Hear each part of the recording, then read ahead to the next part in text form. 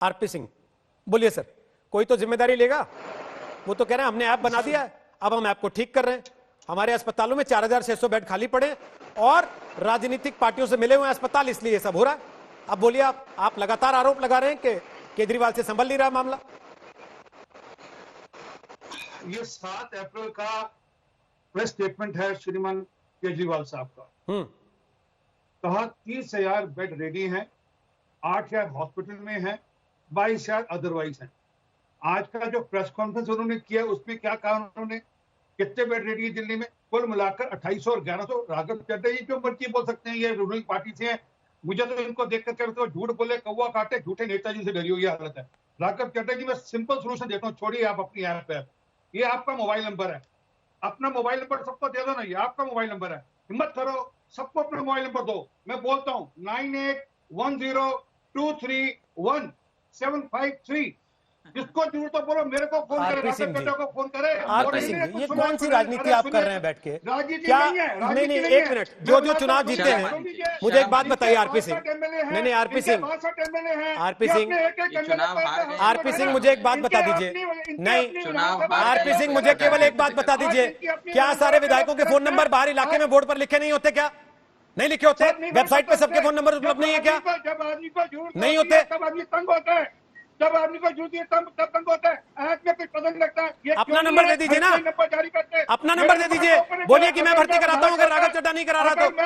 अगर मैं खुद तुम्हारा मुझे नहीं पता मैं कहाँ जाऊंगा। दीजिए आदेश गुप्ता का नंबर। बोलिए कि बीजेपी दिल्ली का अध्यक्ष इतना स्ट्रांग होता है, एक फोन करेगा, एडमिशन कराएगा अस्पताल में। अरे मैंने नंबर दीजिए डॉक्टर हर्षवर्धन का नंबर, क्यों नहीं देते उनका नंबर? जरूरत थी डॉक्टर हर्षवर्धन का नंबर दे दूंगा मैं। परंतु जो मैं पूछ रहा हूँ आपसे, इनसे पूछिए ये ऐप छोड़कर दिल्ली में हेल्पलाइन नंबर करनी शुरू करते हैं। पिछले 15 मिनट से क्या पूछ रहा हूं उनसे?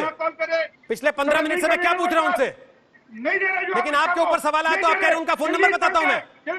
ये जवाब देने का तरीका आपका? जल्दी आज रामपुर से, यही तरीका इनका। जल्दी आज रामपुर से, हो सकता है कल मुझे जाना पड़े, मेरे को अस्पताल नहीं मिलेगा। आपको जाना पड़ेगा, आपको अस्पताल नहीं मिलेगा। आरपी सिंह जी, शर्म की बात, शर्म की बात। आरपी सिंह जी, एक एक आदमी रो रहा है, आरपी सिंह जी तंग है, परेशान है, सुन रहे? मेरी आवाज आ रही है? कब तक दिल्ली को बेवकूफ हो गया? मेरी आवाज आ रही है? मेरी आवाज आ रही है आप तक? सुन पा रहे हैं मुझे? जी बोलिए। हाँ, आप कह रहे हैं दिल्ली राम भरोसे है, कांग्रेस को सुनेंगे, वो बोल रही है पूरा देश राम भरोसे है। मान लेंगे उनकी बात फिर आप कि आपने राम भरोसे छोड़ दिया पूरे देश को? आज अगर 2.25 लाख केस हो रहे हैं तो इसलिए हो रहे हैं कि सरकार जैसी कोई चीज नहीं है देश में, या वो संभाल नहीं पा रही है, ये मानेंगे आप फिर? मैं बता रहा हूं उसका जवाब।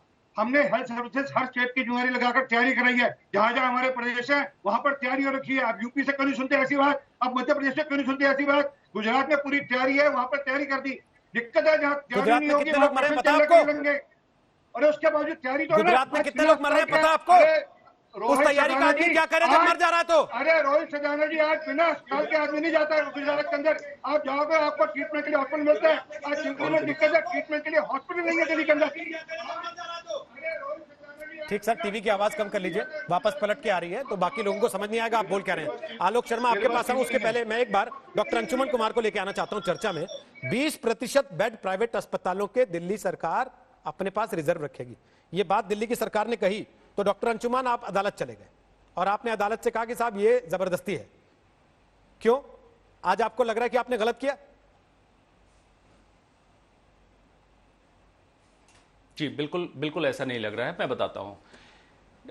सबसे पहले तो मैं बता दूं, जो राघव चड्डा जी कह रहे हैं ये किया वो किया, ऐप बनाया, इसको कोई भी क्रेडिट नहीं मिलना चाहिए। कारण ये है, directive principle of the state constitution में लिखा है कि इनको जो भी सरकार में है उनको काम करना पड़ेगा, उसमें वाहवाही की जरूरत नहीं होती है।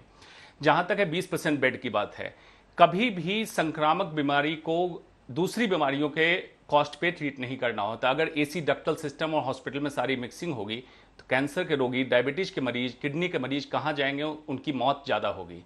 इनको पहले ही प्लानिंग करनी होती है।